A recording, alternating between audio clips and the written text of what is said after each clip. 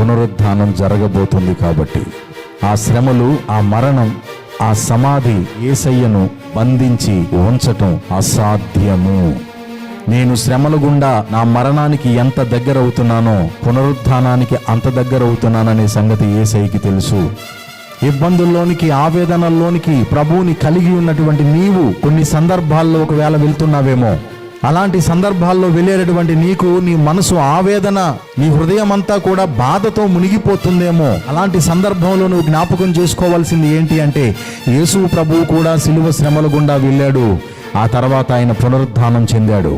అంటే యేసు ప్రభు యొక్క పునరుత్థానాన్ని బట్టి నాకు కూడా ఒక ధైర్యం కలిగింది. అదేంటి అనంటే, నా శ్రమల గుండా నేను పయనించిన తరువాత నా ప్రభు వలె నేను కూడా పునరుత్థానపు శక్తిని స్వతంత్రించుకుంటాను. యూదులందరూ పన్నాగం పన్నారు, ఏదో ఒక విధంగా యేసు ప్రభుని బయటికి రానివ్వకూడదు.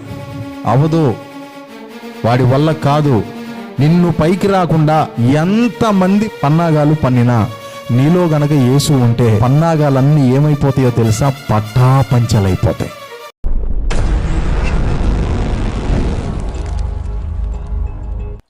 ప్రైజ్ ది లార్డ్, హల్లెలూయా. అందరూ బాగున్నారా? బాగుంటే స్తోత్రం చెప్పండి, దేవుని మహింపరచండి. హల్లెలూయా, హల్లెలూయా.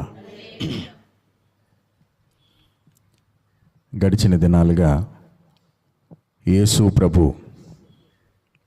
సిలువ శ్రమ దినాలను ధ్యానం చేసుకుంటూ ఏ ఘట్టం వరకు మనం వచ్చాము అనంటే, యేసు ప్రభు సమాధిని గెల్లచి తిరిగి లేచిన ఘట్టం వరకు మనం వచ్చాం. దేవునికి స్తోత్రం కలుగును గాక. శ్రమలు ఎదురైనప్పుడు యేసు ప్రభు భయపడిపోలా. సిలువ ఎదురైనప్పుడు, సిలువ మోస్తూ ఉన్న సమయంలో కొంత సమయం, కొంత దూరం మోసి ఇక నా వల్ల కాదు అని చెప్పి పక్కన పడేలా ఆయన శ్రమలను తీసుకున్నాడు, ఆ గిన్నెను తీసుకున్నాడు, ఆ పాత్రను తీసుకున్నాడు, శ్రమలను అనుభవించాడు. ఎందుకు అనంటే, పునరుద్ధానం జరగబోతుంది కాబట్టి. దేవునికి స్తోత్రం చెప్పండి, హల్లెలూయా. ఆ శ్రమలు, ఆ మరణం, ఆ సమాధి యేసయ్యను బంధించి ఉంచటం అసాధ్యము. ఆ సంగతి యేసు ప్రభుల వారికి తెలుసు కాబట్టి శ్రమల గుండా ఆయన పయనిస్తూ ఉన్నా సరే, నేను శ్రమల గుండా నా మరణానికి ఎంత దగ్గర అవుతున్నానో ఆ తర్వాత పునరుద్ధానానికి అంత దగ్గర అవుతున్నాననే సంగతి యేసయ్యకి తెలుసు.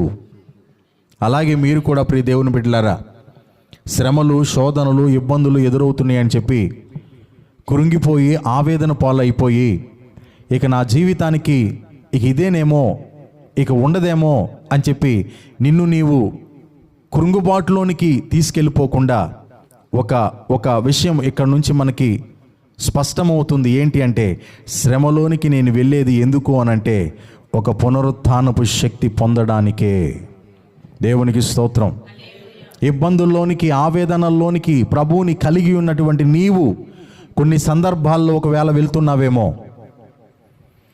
అలాంటి సందర్భాల్లో వెళ్ళేటటువంటి నీకు నీ మనసు ఆవేదన, నీ హృదయం అంతా కూడా బాధతో మునిగిపోతుందేమో. అలాంటి సందర్భంలో నువ్వు జ్ఞాపకం చేసుకోవాల్సింది ఏంటి అంటే, యేసు ప్రభువు కూడా సిలువ శ్రమల గుండా వెళ్ళాడు, ఆ తర్వాత ఆయన పునరుద్ధానం చెందాడు.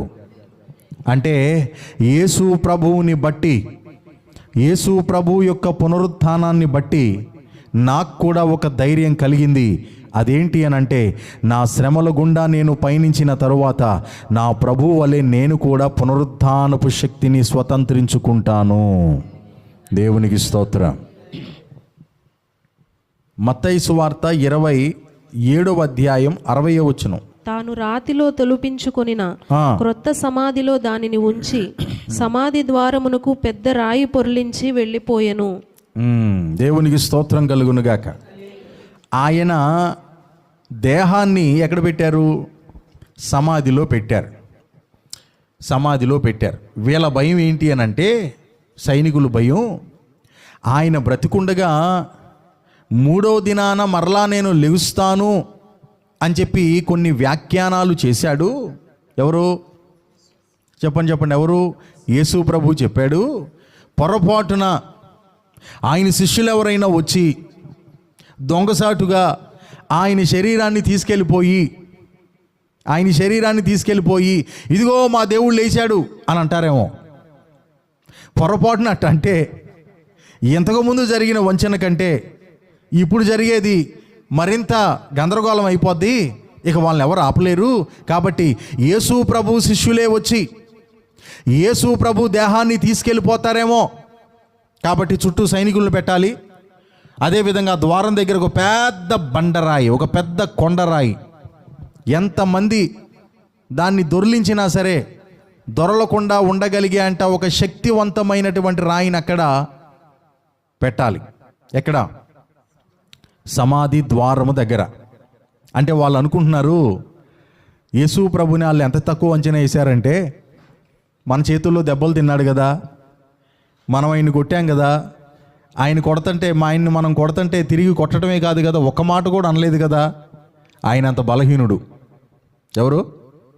యేసు ప్రభు ఎంత బలహీనుడో మనం చూసాం నిన్న శుక్రవారం. కాబట్టి ఈయన మనల్ని కూడా ఒక మాట అనలేదు, తిరిగి కొట్టలేదు, కనీసం ప్రశ్నించలేదు. అంత అమాయకుడు, అంత బలహీనుడు. ఇవన్నీ శిష్యులు వచ్చి తీసుకెళ్ళిపోతారేమో అంటే వారి అంచనా ఏంటి యేసు ప్రభువుని బట్టి అనంటే, శిష్యుల చేత తీసుకెళ్ళబడే రేంజ్లో యేసు ప్రభు ఉన్నాడేమో అనుకుంటున్నారు వాళ్ళు. దేవునికి స్తోత్రం చెప్పండి. హల్లెలూయా. శిష్యులు వచ్చి యేసు ప్రభువుని రక్షించేస్తారేమో, లేకపోతే శిష్యులు వచ్చి ఆయన దేహాన్ని తీసుకెళ్ళిపోయి ఇదిగో ఖాళీ సమాధి ఉంది చూడండి యేసు ప్రభు లేచాడని చెప్పి చెప్తారేమో. కాబట్టి ఆ సమాధి చుట్టూ కూడా ఏం పెట్టాలో తెలుసా? 144 సెషన్ పెట్టాలి. డ్రోన్ల పైన ఎగురుతూ ఉండాలి. జాగ్రత్తగా ఉండాలి. ఎవరైనా వస్తారేమో, సైనికులు నిద్రపోకుండా రాత్రి తెల్లవారులు మొత్తానికి లెఫ్ట్ రైట్ అని కూడా దాని చుట్టూ తిరుగుతూ ఉండాలి అని చెప్పి వాళ్ళన్న. కానీ మనం ఆరాధించుచున్నటువంటి మన ప్రభు అయిన యేసు ఎవరి చేతనో రక్షించబడే స్థితిలో ఆయన లేడు. దేవునికి స్తోత్రం. ఎవరో వచ్చి ఆయన దేహాన్ని తీసుకెళ్తే కానీ ఆయన సమాధిలో నుండి బయటికి వెళ్ళలేని, దిక్కులేని స్థితిలో యేసు ప్రభువు లేడు. హల్లెలూయా. ఆయన లెగవలసిన సమయం వచ్చింది. ఆదివారము పునరుత్థాన దినాన ఇంకా తెల్లవారు చుండగా, దేవునికి స్తోత్రం కలుగునుగాక, ఆయన పునరుత్థానుడై, చదవండి అదే పుస్తకంలో 28వ అధ్యాయం 2వ వచనం చదవండి. ఫస్ట్ నుంచి చదవండి. విశ్రాంతి దినము గడిచిపోయిన తరువాత ఆదివారమున తెల్లవారుచుండగా మగ్దలేని మరియయు వేరొక మరియయు సమాధిని చూడవచ్చిరి. ఇదిగో ప్రభుదూత పరలోకము నుండి దిగివచ్చి రాయి పొర్లించి దాని మీద కూర్చుండెను. దేవునికి స్తోత్రం కలుగును గాక. మహాభూకంపము కలిగెను. అది శిష్యులు వచ్చి యేసు ప్రభు దేహాన్ని ఎత్తికెళ్ళిపోతారేమో అని చెప్పి సైనికులు అనుకుంటుంటే, లేకపోతే ఆ మత పెద్దలు అనుకుంటుంటే, మతాధికారులు అనుకుంటూ ఉంటే, యూదులు అనుకుంటూ ఉంటే, శిష్యులు వచ్చి ఆయన్ని రక్షించడం కాదు, పరలోకము నుండి ఒక దేవదూత వచ్చాడంట. దేవునికి స్తోత్రం. పరలోకము నుండి ఒక దేవదూత వచ్చి వారు ఎంతో ఒక భారభరితమైనటువంటి ఒక బండను, ఒక రాతిని ఆ సమాధి ఎదురుగుండా పెట్టారు కదా ద్వారం దగ్గర. దేవునికి స్తోత్రం. దేవదూత గారు వచ్చి జస్ట్ అన్నాడంట. దేన్ని? ఆ బండరాయిని. అది కాస్త పక్కకి వెళ్ళిందంట, పక్కకి జరిగిపోయిందంట ఉఫ్ అనగానే. ఇక చూడండి, ఆయన ఆ యొక్క రాతి మీద కూర్చున్నాడంట. ఎవరు? దేవదూత. ఉఫ్ అన్నాడు, పక్కకి వెళ్ళిపోయింది అది. ఈ దేవదూత గారు ఎక్కి ఆ రాయి మీద కూర్చున్నాడు. ఎవరు వస్తారు రండి రా చూసుకుందాం అన్నట్టు. ఎవరూ తొలగించలేని ఒక పెద్ద అడ్డుబండ ఆ సమాధి ముందు పెట్టేస్తే ఇక యేసు ప్రభువుని సమాధిలోనే ఉంచేయొచ్చు అనుకుంటున్నారు వాళ్ళు. సమాధి ముందు పెట్టినటువంటి ఆ బండ రాయి యేసు ప్రభువుని లోపల బంధించి ఉంచా లేదు. దేవునికి స్తోత్రం, హల్లెలూయా. ఇక్కడ నుంచి కూడా ఒక మాట మీతో చెప్పాలి అని అంటే, నీలో గనక యేసు ప్రభువు ఉంటే, నీ హృదయంలో గనక యేసు ప్రభువు ఉంటే నిన్ను ఎవ్వడు ఆపలేడు. ఆమె చెప్పండి, స్తోత్రం చెప్పండి, హల్లెలూయా అనండి, హల్లెలూయా. నీలో యేసు ఉంటే పెద్ద పెద్ద బండరాలు నీకు ఎదురు పెట్టని, కొండలాంటి బండలాంటి సమస్యలు వచ్చి నీ ముందు నిలబడి నిన్ను ఎగతాళి చేయని. ఇక అయిపోయింది నీ బ్రతుకు, అయిపోయింది నీ ఆర్థిక స్థితి, అయిపోయింది నీ ఆత్మీయ స్థితి, అయిపోయింది నీ ఆరోగ్య పరిస్థితికి, నువ్వు ఆ కాటికే, ఇక నువ్వు సమాధికే పరిమితం.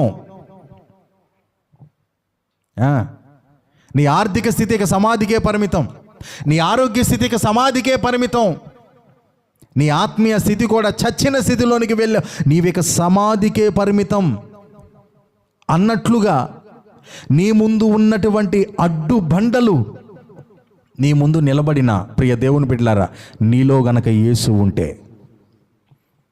మనలో గనక యేసు ఉంటే ఏ అడ్డు బండ నిన్ను ఆపలేదు, ఏ అడ్డు బండ నిన్ను బంధించి ఉంచలేదు, ఏ అడ్డు బండ కూడా నిన్ను మూసివేయలేదు. ఎందుకంటే నీలో ఉన్నటువంటి దేవుడు బండలను, కొండలాంటి బండలాంటి అడ్డు గడియలను ఆయన పక్కకి పారద్రోలగలిగినటువంటి దేవుడు. దేవునికి స్తోత్రం. మనుషులందరూ పన్నాగం పన్నారు, యూదులందరూ పన్నాగం పన్నారు, ఏదో ఒక విధంగా యేసు ప్రభువుని బయటికి రానివ్వకూడదు. అవదు, వాడి వల్ల కాదు. ఆమేన్. నిన్ను పైకి రాకుండా ఎంతమంది ప్రయత్నాలు పన్నినా, పన్నాగాలు పన్నినా, నీలో గనక యేసు ఉంటే వాళ్ళ పన్నాగాలన్నీ ఏమైపోతాయో తెలుసా? పటాపంచలైపోతాయి, దుర్వినియోగం అయిపోతాయి. కాబట్టి ప్రియ దేవుని బిడ్డలారా, నీవు బండలను చూడొద్దు, అడ్డుగా ఉన్న అడ్డురాతులను చూడొద్దు, నిన్ను లోపల కప్పేసినటువంటి దాన్ని చూడొద్దు. ఏంటో నా బ్రతికింతే, నా జీవితం ఇంతే, నాకు గుర్తింపు ఉండదు, కనీసం కుటుంబస్తులే నన్ను గుర్తించరు, కట్టుకున్న వాళ్ళే గుర్తించరు, వాళ్ళు గుర్తించరు, వీళ్ళు గుర్తించరు, ఇంట్లో నా స్థాయి, నా బ్రతుకు ఒక పని మనిషిలాగా మారిపోయింది. నిజంగా మరి ఇంట్లో నా బ్రతుకు ఎంత దయనీయం అయిపోయిందంటే, ఒక విలువ లేదు, ఒక గౌరవం లేదు, కనీసం ఒక మనిషికి చెందాల్సిన గౌరవం కూడా లేదు నా బ్రతుక్కి. ఎందుకు నా జీవితం తూటుకూరలో పురుగులాగా తీసి పక్కన పెడతారు అనేటటువంటి రీతిలో అల్లాడిపోతున్నటువంటి బిడ్డలు ఎందరో ఉన్నారు. సమాధి లోపల అనుభవంతో, చుట్టూ చీకటి అనుభవంతో, బయట ఒక బండ రాయ దొర్లించబడిన, అడ్డుగా మూసివేయబడినటువంటి అనుభవంతో అక్కడే అల్లాడిపోతున్న బిడ్డలు ఉన్నారు. ఈ పగటి వేళ ప్రభు మనతో మాట్లాడే మాట ఏంటో తెలిసిన? నువ్వు చూడాల్సింది అడ్డు బండను కాదు, నువ్వు చూడాల్సింది నీ అనారోగ్యాన్ని కాదు, నువ్వు చూడాల్సింది ఆర్థిక పరిస్థితులను కాదు, నువ్వు చూడాల్సింది నీ ముందు ఉన్న బండలాంటి, కొండలాంటి సమస్యలను కాదు, నీలో ఉన్న యేసును చూడటం నేర్చుకో. చప్పట్లు కొడుతూ దేవుని నామాన్ని మహింపరుద్దాం. హల్లెలూయా. నీలో ఉన్న యేసు ఎలాంటోడో తెలుసా? బండరాల్ని పటాపంచలు చేయగలిగిన దేవుడు. సైనికులను పెట్టారంట చుట్టూరు. వీళ్ళు వెళ్ళి పిలాతుని అడిగారు. ఏమని అడిగారు? చదివమ్మా, 27లో ఉంటుంది, చదువు. 64 చదువు, 27, 64. కాబట్టి 3వ దినము వరకు సమాధిని భద్రము చేయని ఆజ్ఞాపించుము. వాని శిష్యులు వచ్చి వానిని ఎత్తుకొని పోయి ఆయన మృతులలో నుండి లేచినని ప్రజలతో చెప్పుదురేమో, అప్పుడు మొదటి వంచన కంటే కడపటి వంచన మరి చెడ్డదై ఉండునని చెప్పిరి. అందుకు పిలాతు, కావలి వారు ఉన్నారు గదా, జాగ్రత్తగా వినండి, అక్కడ కావలి వారు ఉన్నారు, మీరు వెళ్ళి మీ చేతనైనంత మట్టుకు సమాధిని భద్రము చేయుడని. అక్కడున్న కావలి వారే ఒకవేళ మీకు సరిపోవట్లేదు అనుకో, మీ చేతనైనంత మట్టుకు అనండి ఒకసారి. మీ ఇష్టం, ఎంతమందిని పెట్టుకుంటారో పెట్టుకోండి, నాకు ఏ అబ్జెక్షను లేదు. మీ చేతనైనంత మట్టుకు సమాధిని భద్రము చేయుడని వారితో చెప్పెను. దేవునికి స్తోత్రం కలుగును గాక. హల్లెలూయా. వారు వెళ్ళి కావలి వారిని కూడా ఉంచుకొని రాతికి ముద్ర వేసి సమాధిని భద్రము చేసిరి. రాతికి ఏమేశారంట? సీలేశారంట. ఇక అది అటు ఇటు కదలడానికి అవకాశం లేదు. రాతికి సీలేయటమే కాదు, ఆల్రెడీ రోమా సైనికులు ఉన్నారు అక్కడ. మాత్రమే కాదు, యూదులు వెళ్ళి ఇంకా వారి చేతనైనంత మట్టుకు మనుషులను అక్కడ పెట్టారు. ఎంతమంది పహారా కాస్తున్నా సమాధిలో ఉన్న యేసుని బయటకు రాకుండా ఆపటం ఎవ్వడి తరం కాదు. దేవునికి స్తోత్రం కలుగునుగాక. నీకు మనుషులు వ్యతిరేకమైన, కొండలాంటి బండలాంటి సమస్యలో వ్యతిరేకమైన, ఆపదలు వ్యతిరేకమైన, ఏమండి ఆ యొక్క రాయి పెట్టేస్తే, బండరాయి పెట్టేస్తే లోపలంతా ఏముంది? చీకటా వెలుగా? ఒకవేళ నీ జీవితం అంధకారమయంగా అయిపోయినా, చీకటిమయంగా అయిపోయినా, ఎటు చూసినా సరే చీకటే తాండవలాడుతూ ఉన్నా, ప్రియ దేవుని బిడ్డలారా, కానీ నీ లోపల గనక యేసు ఉంటే నిన్ను ఎవడు ఆపలేడు. నిన్ను ఆయన ప్రపంచానికి పరిచయం చేస్తాడు. దేవునికి స్తోత్రం కలుగును గాక. నిన్ను ఆయన బయటికి తీసుకొస్తాడు. దేవునికి స్తోత్రం కలుగును గాక.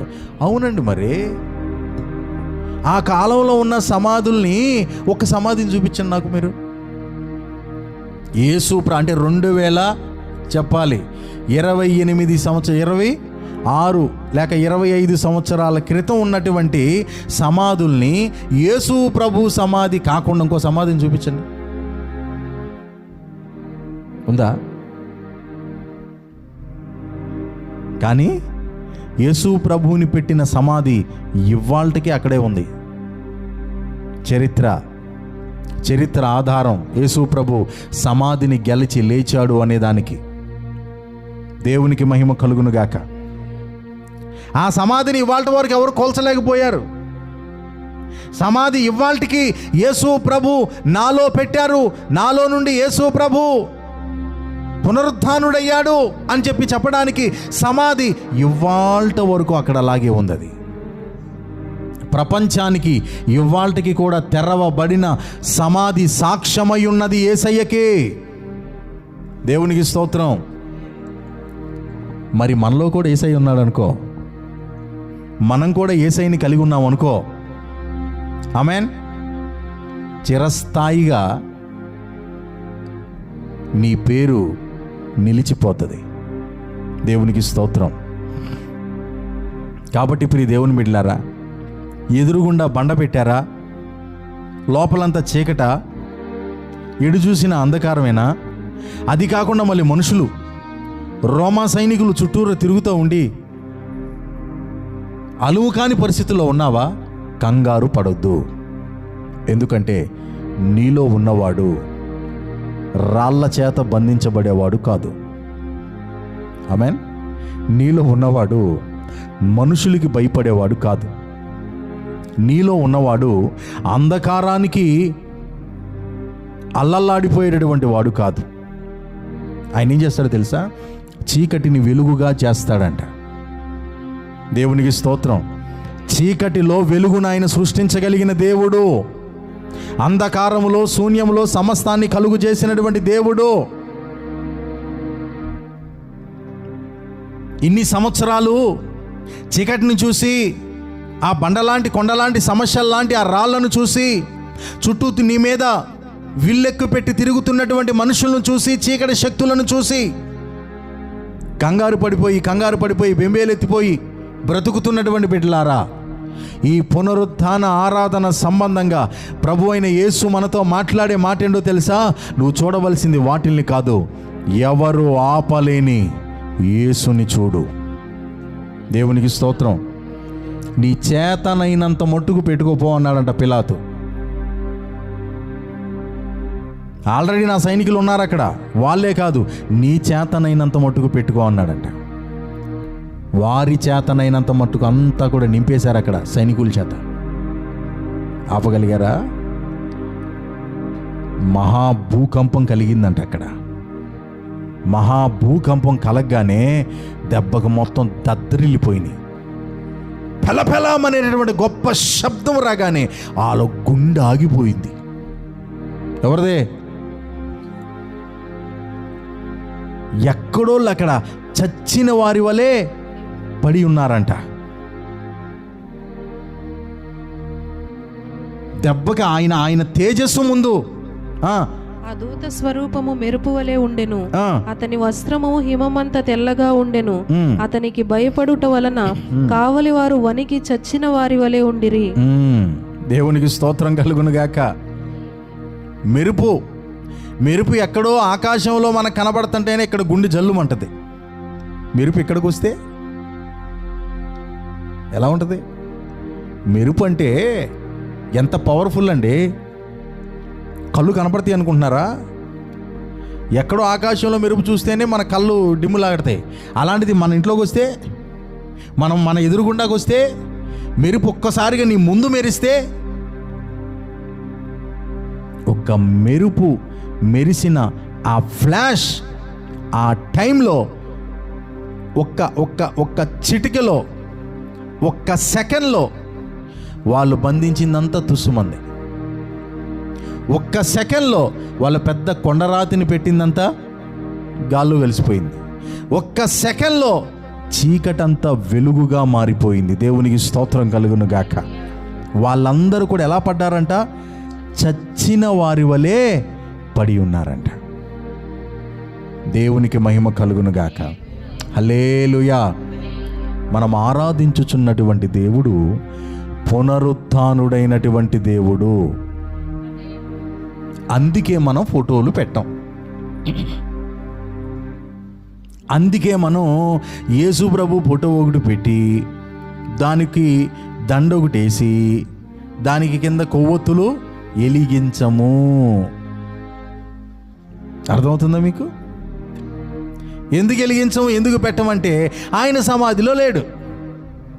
ఆయన సమాధిలో ఉన్నాడనుకో, మనం అదే చేద్దాము. విగ్రహారాధన అంటే ఏంటనుకుంటున్నారు? యేసు ప్రభువు ఫోటోకి దండం పెట్టుకున్న విగ్రహారాధనే. అర్థమవుతుందా? దేవుడు ఆత్మ గనుక ఆయనను ఆరాధించువారు, చెప్పండి, ఆత్మతోనూ సత్యముతోనూ ఆరాధించవలెను. అంతే. ఆత్మ కనపడుతుందా అకుల గారు? మరి ఆత్మకు ఫోటో ఎట్ట పెడతాం మనం? ఆత్మకు దండ ఎత్త వేద్దాం? ఆత్మకి క్యాండిల్ ఎట్ట వెలిగిద్దాం చెప్పండి? దేవుడు ఆత్మ అయి ఉన్నాడు. ఆమేన్. కాబట్టి మనకు ఫోటోలు ఉండవు, బొమ్మలు ఉండవు, విగ్రహాలు ఉండవు, దన్నాలు దాసీలు ఉండవు, మల్లెపూలు దండలుండో, అగరొత్తులుండో, కొవ్వొత్తులుండో. ఇది మన బైబిల్ చెప్పలా. ఎందుకంటే ఆయన సమాధిలో లేడు. దేవునికి స్తోత్రం కలుగును గాక. హల్లెలూయా. ఆయన సమాధిలో లేడు. ఎందుకంటే దేవదూతే అక్కడికి వచ్చినటువంటి వారిని అడుగుతుంది ఏమని అనంటే 28:6 చదవమ్మా. ఆయన ఇక్కడ లేడు, తాను చెప్పినట్టే ఆయన లేచి ఉన్నాడు. అయిపోయింది. ఆయన ఇక్కడ లేడంటే ఎక్కడ లేడు? సమాధిలో లేడు. తాను చెప్పినట్టే లేచి ఉన్నాడు. దేవునికి స్తోత్రం కలుగును గాక. మనం ఆరాధించుచున్నటువంటి దేవుడు రేంజ్ అది. దండేస్తే ఆయన రేంజ్ తగ్గించినట్టు, కొవ్వొత్తి వెలిగిస్తే ఆయన రేంజ్ తగ్గించినట్టు, ఈ భూమండలం మీద మనం ఆరాధించే యేసు ప్రభువుకి ఉన్నటువంటి రేంజ్ ఎవరికి లేదు. ఉంటే కనుక అక్కడికి వెళ్ళి మనం ఆరాధన చేసుకుందాం. ఇంకెందుకు తగ్గిస్తావు? ఇంకెందుకు ఆచారాలకు పోతావు? దేవుని వాక్యంలో లేనిది మనకెందుకు? దేవుని వాక్యం చెప్పంది మనకెందుకు? దేవుడు ఇష్టపడంది మనకెందుకు? దేవునికి మహిమ కలుగును గాక. ఆయన లేచి ఉన్నాడు, ఆయన ఇక్కడ లేడు. 3 దినాలు ఆయన శరీరాన్ని భద్రపరచడానికి మాత్రమే ఈ సమాధి. ఇక అంతకుమించి ఎక్కువగా ఈ సమాధిలో ఆయన ఉండడు. మహానుభావులైన వారు, బాబాజీలు అన్నవారు, గురూజీలు అన్నవారు, గొప్ప గొప్ప స్వామీజీలు, దేవుళ్ళుగా, మనుషులుగా ఉండే దేవుళ్ళుగా పిలవబడిన ఎందరో లెగుస్తాను నేనని చెప్పి ప్రగల్భాలు పలికారు. కానీ ఒక్కడ కూడా లేగల చరిత్రలో. దేవునికి స్తోత్రం కలుగును గాక. అందుకే యేసు ప్రభు అన్నాడు, నా ప్రాణం పెట్టడానికి నాకు అధికారం ఉంది, తిరిగి దాన్ని తీసుకోవడానికి నాకు అధికారం ఉందన్నాడు ఆయన. ప్రైజ్ ది లార్డ్, హల్లెలూయా. మనం ఎవరిని వెతుకుతున్నాం? ఎవరిని ఆరాధిస్తున్నాం? ఎవరి చెంతకు వెళ్తున్నాం అని అంటే చచ్చిపోయిన దేవుణ్ణి కాదు. ఆయన బలహీనుడిగా కనబడ్డాడు. ఆయన కొడతన్నా ఏమనలేదు, ఆయన తిడతన్నా ఏమనలేదు. ఆయన చాలా వీక్ అయ్యా. యేసు ప్రభు గురించి పెద్ద పెద్ద మాటలు చెప్పుకుంటున్నారు, కానీ ఆయన చాలా వీక్ అనుకుంటున్నారు వాళ్ళు. ఆయన వీక్ అయ్యాడు ఎందుకోసం? నీకోసం, నా కోసం. మన ప్లేస్ ఆయన తీసుకున్నాడు కాబట్టి వీక్ అయ్యాడు, లేకపోతే ఆయన వీక్ కాదు. ఆకాశ మహాకాశాలు, కొండలు, గుట్టలు, పర్వతాలు, సముద్రాలు, నదులు ఇవన్నీ గడగడ ఉనిగిపోతాయి అంట ఆయన అనగానే, ఆయన పేరు చెప్పగానే. ఆయన మన ప్లేస్లోకి వచ్చాడు కాబట్టి వీక్ అయ్యాడు. రోజు రాజుగారి కోటలో దొంగతనం జరుగుతుందంట. కొన్ని రోజులుగా చూశారు. వాడిని పసిగట్టండి రా అన్నారు. కొన్ని రోజుల తర్వాత ఆ దొంగోడిని ఎట్టకేలకు పసిగట్టారు. ఇన్ని రోజులుగా కోటలో దొంగతనం చేయడానికి నీకు ఎలా భయం లేదురా? వీడికి తక్షణమే మరణశిక్ష విధించండి అని చెప్పి రాజుగారు ఆజ్ఞ జారీ అయిపోయింది సింహాసనం మీద నుండి. ఏది, ఆ వ్యక్తిని ఇటు తీసుకురండి అని చెప్పని అన్నప్పుడు ఆ వ్యక్తిని అటు తీసుకొచ్చారు. ఆ వ్యక్తిని అటు తీసుకొచ్చి నిలబెట్టగానే కుర్చీలో కూర్చున్న రాజుగారు ఒక్కసారిగా పైకి లేచాడు. ఆ పై వస్త్రాన్ని తీసి పక్కన పెట్టాడు. ఏంటండి? పై వస్త్రాన్ని తీసి పక్కన పెట్టాడు. మెల్లగా నడుచుకుంటా ఆ దొంగ దగ్గరికి వెళ్ళాడు. కొట్టడానికి శిక్ష ఆజ్ఞ అయిపోయింది. కొరడాలు పట్టుకుని కొట్టడానికి చెయ్యి ఎత్తగానే ఆ దొంగ మీద ఈ రాజుగారు అలాగా సాష్టాంగపడి కౌగిలించుకుని, ఆ దెబ్బలన్నీ నాకు కొట్టండి అన్నాడు. అదేంటి, ఎందుకు అనంటే, ఆ దొంగ ఎవరో కాదు, ఈ రాజుగారి కుమారుడు. ఆ దొంగ రాజుగారు కొడుకు. అప్పటి వరకు దొంగతనాలు చేస్తున్నది వాడనే సంగతి ఈయనకి తెలీదు. మరణశిక్ష విధించేశాడు, దాన్ని వెనక్కి తీసుకోలేడు. కాబట్టి రాజుగారు వెళ్ళి, ఆ దెబ్బలన్నీ వాడిని కొట్టొద్దు, వాడు తట్టుకోలేడు, వాడు చచ్చిపోతాడు. కాబట్టి ఆ దెబ్బలన్నీ వాడి శిక్ష నా మీద వేయండి, నన్ను చంపండి. కొట్టారు రాజుని. ఈపి బద్దలైపోయేలాగా కొట్టారు, మరణం అయిపోయేంతగా కొట్టారు. ముఖం మీద రక్తం కారిపోతూ ఉంది. కొడుకు అల్లాడిపోతున్నాడు. నాన్న, ఏంటి నాన్న నా గురించి నువ్వింత, నేనంటే దొంగను నాన్న, నువ్వెందుకు నాన్న? అలాగా ఆఖరి మాట చెప్పాడు కొడుకుతో. ఏమన్నా తెలుసా? నాన్న, నేను నీ ప్లేస్ తీసుకుని చనిపోతున్నాను. ఈ రోజు నుంచి నా ప్లేస్ ఖాళీగా ఉందిరా. ఇక్కడి నుంచి దొంగలాగా కాకుండా రాజాలాగా బ్రతకరా అన్నాడంట నాన్న. దేవునికి స్తోత్రం కలుగును గాక. ఎందుకు నాన్న బలహీనుడయ్యాడు? ఎందుకు రాజు బలహీనుడయ్యాడు అనంటే, దొంగ ఆయన కొడుకే అయిపోయాడు కాబట్టి. శిక్ష పడాల్సింది పడింది వాళ్ళ కొడుకుకే కాబట్టి. అంత బలహీనుడైపోయాడు. నోరు తెరవకుండా మౌనంగా ఆయన ఆ యొక్క శిక్ష అంతా కూడా అనుభవించాడు. యేసు ప్రభువు కూడా అంత బలహీనం ఎందుకయ్యాడు? అంతగా మాట్లాడకుండా ఎందుకు అయిపోయాడు? కనీసం ప్రతిస్పందించకుండా మౌనం ఎందుకు అయిపోయాడు? ఆయనేదో దోషిలాగా, ఆయనేదో పాపం చేసినోళ్ళలాగా, ఆయనేదో అతిక్రమించినోళ్ళలాగా అంత మౌనంగా ఆయన ఎందుకు ఉండిపోయాడు అని అంటే, ఆయన మన ప్లేస్ తీసుకున్నాడు కాబట్టి. ఆయన మన ప్లేస్ తీసుకుని మనతో చెప్పాడు, కొడుకా, కూతురా, నీ ప్లేస్ నేను తీసుకున్నాను, నా ప్లేస్ నీ కోసం ఖాళీగా ఉంది. నువ్వు అలా బ్రతుకు, నీతిగా బ్రతుకు, పరిశుద్ధంగా బ్రతుకు, యథార్థంగా బ్రతుకు. ఇప్పుడు దాకా చేసిన తప్పుడు పనులు, తప్పుడు మాటలు, తప్పుడు చూపులు, తప్పుడు ప్రవర్తన, తప్పుడు నడవడిక చాలిక, నా కోసం యథార్థంగా బ్రతుకు, నీ కోసం నేను చచ్చిపోతున్నా అని యేసయ్య మొన్నటి శుక్రవారం నాడు మనందరి కోసం ప్రాణం పెట్టాడు. ఇక ప్రాణం పెట్టిన యేసయ్య తిరిగి లేస్తానని చెప్పాడు కదా. వాళ్ళు అనుకున్నారు, ప్రాణం పెట్టాడు ఎడి తిరిగి యేసయ్య, పాపం మనం కొడతంటే ఏం మాట్లాడలేకపోయాడు, అమాయకుడు, ఈయన ఏం చేయగలడు అని చెప్పని అనుకున్నారు వాళ్ళు. సమాధిని గెలిచి 3వ దినాన యేసయ్య తిరిగి లేచాడు. ఆమేన్. మనం ఎవరిని ఆరాధిస్తున్నామో మనకు తెలిసి ఉండాలి. మనం ఎవరిని వెంబడిస్తున్నామో మనకు తెలిసి ఉండాలి. ఎవరికి మనం పాట పాడుతున్నామో మనకు తెలిసి ఉండాలి. ఎవరికి ప్రార్థన చేస్తున్నామో మనకు తెలిసి ఉండాలి. సమాధిలో ఉన్నవానికి కాదు మనం ఆరాధన చేసేది, పునరుత్థానుడైన మన దేవాది దేవునికి మనం ఆరాధన చేస్తున్నాం. దేవునికి స్తోత్రం కలుగునుగాక. హల్లెలూయా. ఎవరిని వెతకాలి మనం? రండి, యోహాను సువార్త 20వ అధ్యాయం 1వ వచనం నుండి కొన్ని విషయాలు చూసుకుందాం. ఆదివారమున ఇంకను చీకటిగా ఉన్నప్పుడు మగ్దలేని మరియ పెందలకడ సమాధి యొద్దకు వచ్చి సమాధి మీద ఉండిన రాయి తీయబడి ఉండుట చూచెను. దేవునికి స్తోత్రం కలుగునుగాక. హల్లెలూయా. సమాధి యొద్దకు వచ్చిందట. ఎవరివిడా? మగ్దలేని మరియ. ఈవిడ స్టోరీ ఏంటి? గత దినాల్లో 7 దయ్యముల చేత బాధపడుతున్నటువంటి స్త్రీ. ఎన్ని దయ్యాలండి? 7 దయ్యాలు పట్టినాయి. ఒకటి పడితేనే యాగలేం మనం. అలాంటి ఎన్ని పట్టినాయి? ఆ ఫ్యామిలీలో ఒకడికి పట్టిందంటే చాలు, ఫ్యామిలీ అంతా గందరగోళమే,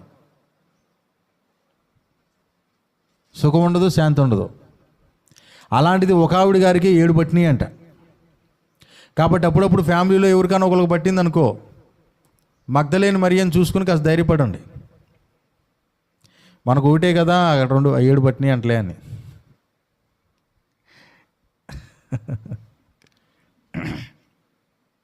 యేసు ప్రభు దగ్గరికి వచ్చినప్పుడు ఒకానొక రోజు ఆయన ద్వారా ఆ దయ్యముల నుండి విడిపించబడింది మగ్దలేని మరియ. దేవునికి స్తోత్రం. ఎంత బాధపడిందో మహానుభావురాలు. 7 దయ్యముల నుండి విడిపించబడిన పుణ్యానికి ఇక ఆ రోజు మొదలుకుని యేసు ప్రభుల వారిని ఎన్నడూ ఆమె జీవితంలో విడిచిపెట్టని స్త్రీ. ఇవాళ కొంతమంది ఉన్నారు, స్త్రీలు మాత్రమే కాదు, పురుషులు. 7 దెయ్యాలు పోయినాయా, కనీసం 7 రోజులు కూడా కృతజ్ఞత కలిగి ఉండరు. ఆ 2వ రోజే మాయమైపోతారు. మీటింగులు 2 రోజులు కదమ్మా అంటే, అయ్యగారు ఆఖరి రోజు వద్దామని ఫస్ట్ రోజు ఎగరగొట్టేశామండి. అమ్మా యేసయ్య సిలువేసిన రోజు వచ్చావు, పునరుద్ధానం ఏదమ్మా, ఎడితిరిగి ఆయన లెగుతాడని ధైర్యం అండి. మనం వచ్చినా రాపోయినా ఆయన లెగుతాడండి, నాకు ఆ విశ్వాసం ఉంది. ఆయన లెగుతాడు, రేపు నువ్వు లేకో, అది నా బాధ. దేవునికి స్తోత్రం. చక్కగా మంచి కానుకేసుకుని మరి ప్రభునామ స్తోత్రాలు, మీ అందరికీ నా వందనాలని చెప్పి జంప్. ఇక మళ్ళీ తుపాకీ కూడా దొరకని రీతిలో కూర్చో మంచిగా, దొరకని రీతిలో మగ్దలేని మరియ లేదు. ఆ రోజు మొదలుకొనంట చనిపోయే వరకు యేసయ్యతోనే ఉందంట. యేసయ్య పెట్టిన ప్రతి కూటంలో ఉందంట. మాత్రమే కాదు, యేసు ప్రభువుని సిలువ వేసేటటువంటి సందర్భాలలో కూడా ఏడ్చుకుంటూ ఆయనతో పాటు వచ్చినటువంటి ఆవిడలో ఒక ఆవిడ మగ్దలేని మరియ. కొంతమంది స్త్రీలతో కలిసి ఆయన గాయాల మధ్యలో ఉండగా కూడా ఆయన దగ్గరగానే ఉంది మగ్దలేని మరియ. మాత్రమే కాదు, ఇంకా ఆదివారం తెల్లవారుకు మునిపే చాలా స్పష్టంగా రాయబడి ఉంది అక్కడ. ఏమని? ఇంకను చీకటిగా ఉన్నప్పుడు. ఎలా ఉన్నప్పుడు? ఇంకను చీకటిగా ఉన్నప్పుడే. మరి లేడీస్ బయటికి వెళ్తారండి చీకటిగా ఉన్నప్పుడు? అది మళ్ళీ సమాధులు ఉన్న చోటుకి వెళ్తారా? ఇంకా నయ్యం. కానీ ఈవిడ యేసయ్యని వెతుక్కుంటూ ఇంకా చీకటిగా ఉండగానే ఆ సమాధి యొద్దకు పరుగు పరుగున వెళ్ళిందంట. ఏమై నీకు భయం లేదా? ఒకదానివే బయలుదేరి వెళ్ళిపోయావట్లా చీకట్లో పడి? అది మళ్ళీ శవం దగ్గరికి, అది మళ్ళీ సమాధి దగ్గరికి. నీకు భయం లేదా అనంటే ఆవిడ అంటది కదా, ఎక్కడ? యోహాను మొదటి పత్రిక చదవండి ఒకసారి. 4వ అధ్యాయం 18వ చరణం చదవండి. ప్రేమలో భయం ఉండదు. ప్రేమలో ఆవిడ అంటుంది ఏమని? ప్రేమలో భయం ఉండదు. అంతేకాదు పరిపూర్ణ ప్రేమ భయమును వెళ్ళగొట్టును. పరిపూర్ణ ప్రేమ భయమును వెళ్ళగొట్టును. దేవునికి స్తోత్రం. నిజానికి ఈ మాట అన్నది భక్తుడైన యోహాను గారే కానీ ఆమె గుండెల్లో ఉన్నటువంటి ప్రతిస్పందన, భయం లేకుండా నువ్వు ఎలా వెళ్ళావు సమాధుల దొడ్డికి అని చెప్పానంటే ఆవిడ అంటుంది కదా, నాకు ఆయన మీద మిక్కటమైన ప్రేమ ఉన్నది. ఆయన అంటే ఆయన నా జీవితంలో చేసిన మేలుకి, నా జీవితంలో ఆయన చేసిన కార్యానికి ఆయనంటే నాకు మిక్కటమైన ప్రేమ ఉంది. కాబట్టి ఆ ప్రేమ ఏం చేసింది? నాలో ఉన్న భయాన్ని తొలగించింది. దేవునికి స్తోత్రం కలుగును గాక. యేసయ్య మీద ఆవిడకున్నటువంటి ప్రేమ భయాన్ని పారద్రోలిందట. కాస్త ఆగి ఇక్కడ కూడా ఒక మాట చెప్పనివ్వండి. భయపడుతున్న బిడ్డలారా, ఆరోగ్యం ఏమవుద్దో, కుటుంబం ఏమవుద్దో, ఆర్థిక పరిస్థితులు ఏమవుతాయో, ఈ అప్పులు గోలేంటో, ఎప్పుడు ఈయన మారుతాడో, ఎప్పుడు ఈ పరిస్థితులు పోతాయో అని అనుక్షణం భయపడుతున్నటువంటి పిల్లలారా, యేసయ్యని ప్రేమించు, భయం పోయిద్ది. Praise the lord. ఆయన హృదయంలో నింపుకుంటే, ఆయన మీద ప్రేమను పెంచుకుంటే నీకు భయము పోతుంది.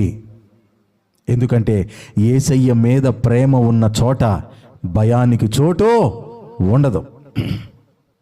ఎందుకో తెలుసా? నేను ఆయన ప్రేమిస్తున్నాను కదా, నేను ఆయన ప్రేమిస్తున్నానే సంగతి ఆయనకి తెలుసు కదా. కాబట్టి ఆయన నా కోసం నువ్వు వస్తావని, నా ఆర్తధ్వని వింటావని ఎదురు చూస్తున్నాను, నిదుర కాస్తున్నాను. నేను ఆయన ప్రేమిస్తానా కాబట్టి ఆయన నా కోసం వస్తాడు, ఆయన కలుసుకుంటాడు, ఆయన కృప చూపిస్తాడు, ఆయన కార్యాన్ని చేస్తాడు, ఆయన మార్గాన్ని సరళం చేస్తాడు. నా బ్రతుకుని అర్ధంతరంగా నడి సముద్రంలో వదిలిపెట్టేయడు, అగ్నిలో పడేయడు, ఇక ఆరిపోయేలాగా చేయడు, నా జీవితం కాలిపోయేలాగా చేయడు. ఎందుకంటే ఆయన్ని నేను ప్రేమిస్తున్నాను. ఆలోచించండి. పాటలు పాడుతున్నారు, ప్రార్థనకు వస్తున్నారు, సన్నిధికి వస్తున్నారు. యేసయ్య మీద ప్రేమ ఉందా?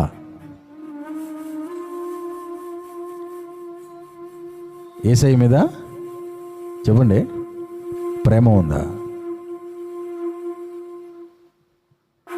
ఈ మగ్దలేని మరియా, 7 దెయ్యాల చేత పీడించబడినటువంటి మరియా ఈరోజు నిన్ను నిన్ను నిన్ను నిన్ను నన్ను అందరిని ప్రశ్నిస్తుంది. ఏమని? ఏమని? యేసయ్య మీద మీకు ప్రేమ ఉందా అని. ఆవిడికి ప్రేమ ఉంది. ఈ వచనాలు మీరు ఇంటికి వెళ్ళి చదువుకున్న తర్వాత కూడా మీకు అర్థం అవుద్ది ఆవిడికి ఎంత ప్రేమ ఉందో. యేసయ్య మీద ఆవిడకు ఉన్నటువంటి ప్రేమ సమాధి యొద్దకు నడిపించింది. యేసయ్య మీద ఆవిడకు ఉన్నటువంటి ప్రేమ యేసయ్యని వెతుక్కునేలాగా చేసింది.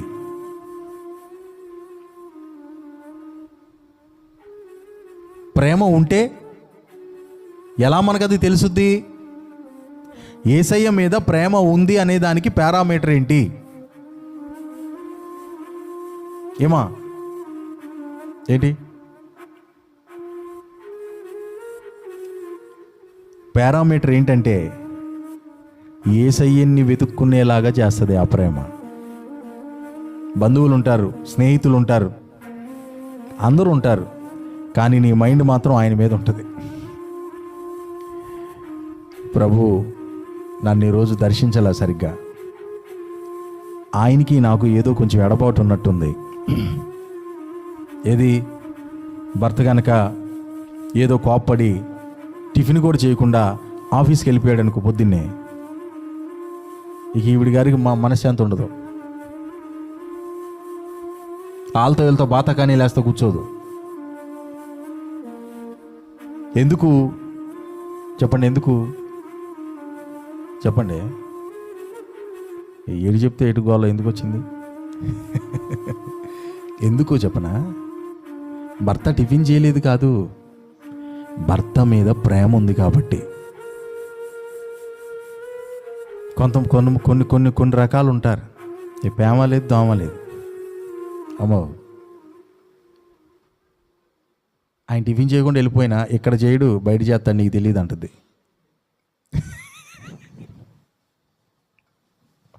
ఇక్కడ చేయడు, ఆయన వేరే సారి చేస్తాడు. రాని నాకు రాని ముందు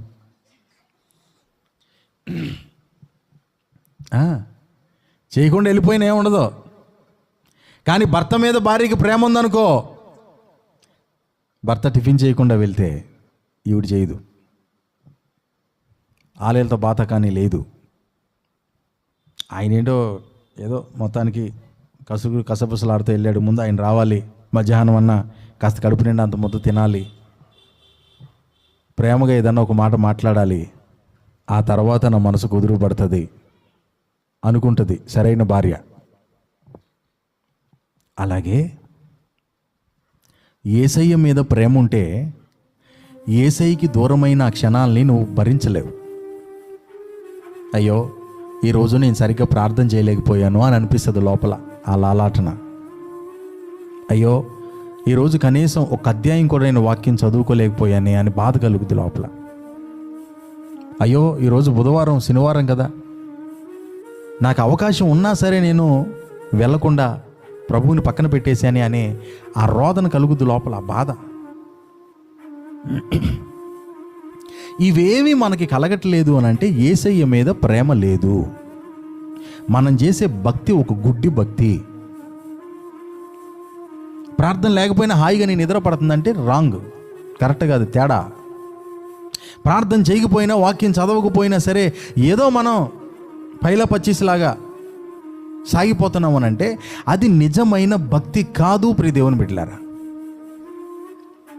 యేసయ్య మీద భక్తి అనంటే యేసయ్య మీద ప్రేమతో ఆయనతో కూడా కలిసి నడిచేటటువంటి జీవితం భక్తి అనంటే. భక్తి అనేది ప్రేమకు సంబంధించినది.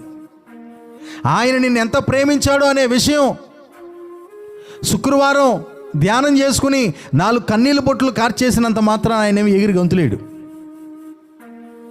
నువ్వు నన్ను ఎంత ప్రేమించావు కదయ్యా, నేను నిన్ను కొంతైనా ప్రేమించాలి కదా, కనీసం నీతో నేను గడుపుకోవాలి కదా కొద్ది సమయం అన్నా. నువ్వు నాకు 24 గంటలు ఇస్తున్నావు, 24 గంటలు ఇస్తున్నావు. 24 గంటల్లో కనీసం 1 గంటన్నా నీతో నేను సమయం గడపాలి కదా ప్రభు. అస్సలు ఖాళీ లేదు బ్రదర్, ఖాళీ లేదు బ్రదర్, ఖాళీ లేదు బ్రదర్, ఖాళీ లేదు బ్రదర్ అని చెప్పి అనుకుంటున్నాం కదా మనం. నీకు ఖాళీ లేదు, వెళ్ళి హాస్పిటల్లో ఉన్నావు అనుకో, ఖాళీ ఉంటుందా ఉండదా? ఉంటుందా ఉండదా? ఉంటుంది. మన ఖాళీ లేదు, ఏమీ లేదు, ఇక ఏమీ లేదు. అప్పుడు ఇక మనం రోజుల తరబడి ఆళ్ళు డిశ్చార్జ్ ఇచ్చే వరకు ఇష్టం ఉన్నా లేకపోయినా ఆడపడి ఉంటామే. ఇటు పక్కన ఒకడు పోతూ ఉంటాడు, ఇటు పక్కన ఒకడు పోతూ ఉంటాడు. వాళ్ళ బాధలు చూసి అప్పుడు అర్థం అవుద్దు, నాయన నన్ను నువ్వెంత కాపాడుతున్నావు తండ్రి, నన్ను నువ్వెంత భద్రపరుచుకుంటున్నావు నాయన. వాళ్ళు పోతున్నారు, వీళ్ళు పోతున్నారు, వీళ్ళు పోతున్నారు, వీళ్ళు పోతుంటే నా పేనం ఎక్కడ పోయిద్దాని అనిపిస్తుంది స్వామి.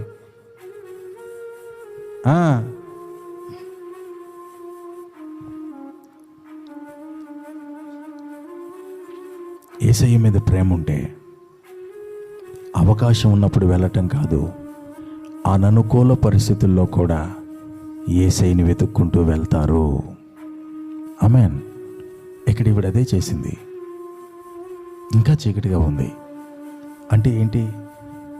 నేనే ముందెళ్ళాలి అందరికంటే. ఎవరి దగ్గరికి? యేసయ్య దగ్గరికి. ఉందా ఆశ? నేనే ముందెళ్ళాలి దేవుని సన్నిధికి. ఉందా? నేను ముందెళ్ళాలి దేవుని ఆరాధనకి. అయ్యో, బ్రదర్కు పాట పాడతారు, ఆరాధన చేస్తారు, ప్రార్థనలో నడిపిస్తారు, పాట మిస్ అయిపోతామేమో, దేవుని సన్నిధిని మిస్ అయిపోతామేమో. ఏది మిస్ అయిపోకూడదు, వెళ్ళాలి, దేవుని సన్నిధిలో గడుపుకోవాలి. తిరిగి వారానికి ఒకసారి ఉండేది అవకాశం, ముందెళ్ళాలి.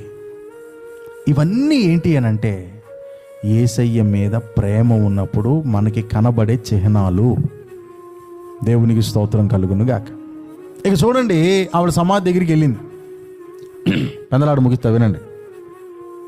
సమాధి దగ్గరికి వెళ్ళి యేసు ప్రభువుని వెతుక్కుంది. యేసు ప్రభు కనపడ్డా? కనపడలా. సమాధి ఏమో తెరవబడి ఉంది, రాయి దొర్లించబడి ఉంది. అక్కడ యేసు ప్రభు ఉంటాడేమో అనుకుంటే యేసు ప్రభు లేడు, ఖాళీ సమాధి ఉంది. ఇక ఆ దృశ్యం చూసేసరికి ఒక్కసారిగా ఈవిడ గుండె పగిలిపోయి ఏమీ అర్థం కాని పరిస్థితుల్లోనికి వెళ్ళిపోయింది. ఈవిడ అసలు ఎందుకు వచ్చింది అయ్యా అంటే కనీసం శవాన్నను చూసుకోవచ్చామన్నట్టు వచ్చింది ఈవిడ. అసలు ఎంత ప్రేమ అండి! చచ్చిపోయిన 3 రోజుల తర్వాత శవాన్ని చూస్తాం? అసలు మనం చూస్తామా? శవాన్ని చూడక్కర్లా, ఇంట్లో ఉన్న ఎదురట్టదు, మనకి ఏటీడీ తిరుగుతున్నట్టున్నాడయ్యా.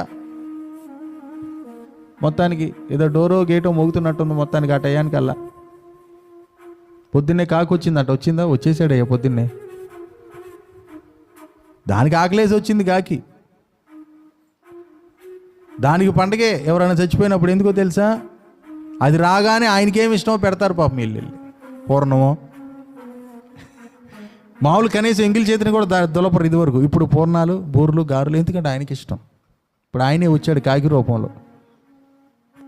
పోనీలే,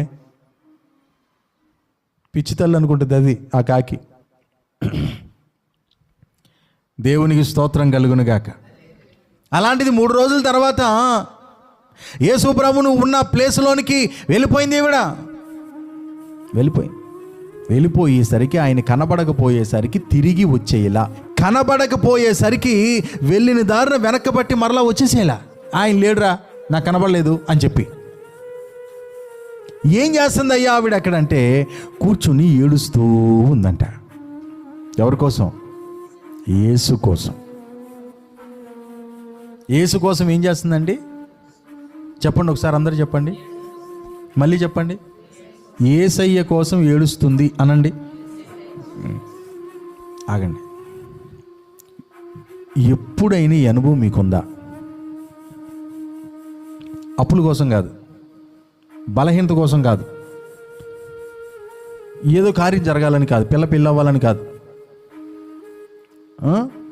అబ్బాయికి మంచి జీతం రావాలని కాదు, మనోడు కునీపురుడు అయినా సరే వచ్చే ఆవిడ మంచి అని కాదు. యేసు కోసం ఎప్పుడైనా ఏడ్చావా? అనేకులని నేను ఒక భక్తి పొంగవుడను అనుకునేటటువంటి వారిని సహా ఆలోచింపచేసేటటువంటి ప్రశ్న ఇది. యేసయ్య కోసం యేసయ్య కనబడలేదని వెళ్ళిపోకుండా అక్కడే ఏడుస్తూ ఉండిపోయింది మగ్దలేని మరియ. Praise the lord. ఆమె ఏడుపును చూసి చూసి చూసి కాసేపుడికి దేవుడు ఏం చేశాడో తెలుసా? దేవదూతలు ఆవిడికి కనపడేలాగా చేశాడు. దేవదూతలు కనపడ్డారంట. కనపడ్డారా లేదా? కనపడ్డారు. చదువు ఒకసారి ఆ మాటని. అయితే మరియ సమాధి బయట నిలిచి ఏడ్చుచుండెను. ఆమె ఏడ్చుచు సమాధిలో వంగి చూడగా 20:11 తెల్లని వస్త్రములు ధరించిన ఇద్దరు దేవదూతలు యేసు దేహము ఉంచబడిన స్థలములో తలవైపున ఒకడును కాళ్ల వైపున ఒకడును కూర్చుండుట కనబడెను. దేవునికి స్తోత్రం కలుగును గాక. వారు అడిగారు, ఏమని? అమ్మా, ఎందుకు ఏడ్చుచున్నావని ఆమెను అడుగగా, ఎందుకు ఏడ్చుచున్నావని ఆమెను అడుగగా, ఆమె నా ప్రభువును ఎవరో ఎత్తుకొని పోయిరి, ఆయనని ఎక్కడ ఉంచిరో నాకు తెలియలేదని చెప్పెను. చాలండి, అందరి చూడండి.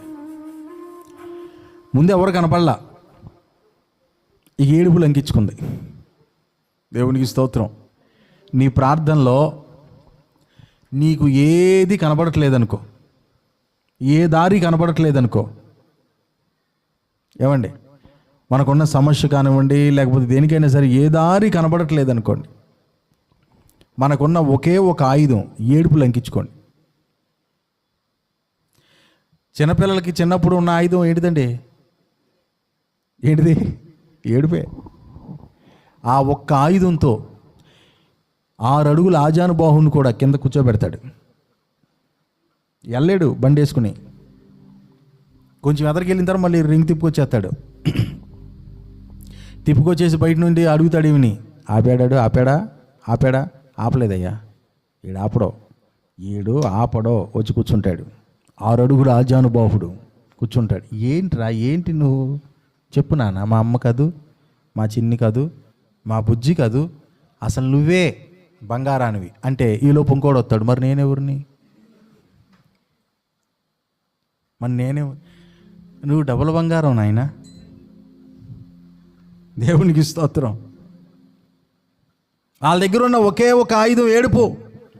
ఏడ్చి ఏడ్చి ఏడ్చి ఏడ్చి ఏడ్చి అమ్మ నాన్న లొంగ తీసుకుంటారు, నాన్న లొంగ తీసుకుంటారు, సమస్య లేదు. కాసేపుడు తర్వాత ఆ కొట్టిన అమ్మే మరలా వచ్చి దగ్గర తీసుకుని, పిచ్చిదానా ఎందుకు మరి అలా చేస్తావు నువ్వు బాధపడమాక, నేనున్నానుక అని చెప్పి అలాగే దగ్గర తీసుకుని, ఇప్పుడు అది కాకుండా కొట్టగానే అటుపడి పోయి